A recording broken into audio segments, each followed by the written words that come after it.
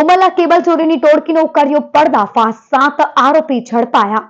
ભરૂચના ઝઘડિયા તાલુકાના Umrala police station વિસ્તારમાં ખેતરોના બોરવેલમાંથી કેબલ ચોરીના બનાવોનો ભેદ ઉકેલવામાં ઉમરલા પોલીસને સફળતા મળી છે।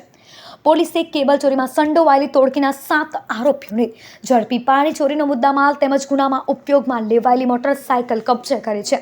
ઉમરલા પોલીસની ટીમે આસપાસના સીસીટીવી કેમેરા ફૂટેજ તેમજ હ્યુમન ઇન્ટેલિજન્સના આધારે તપાસ શરૂ કરી હતી।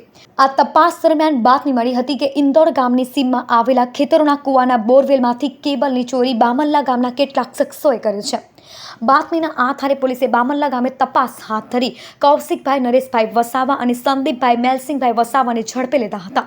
પોલીસની પૂછપરછ દરમિયાન બંને આરોપીઓ અને સાથીદારો સાથે મળી રાત્રિના સમયે કેબલ ચોરી કરી હોવાની કબૂલાત કરી હોવાનું પોલીસ દ્વારા જણાવાયું છે।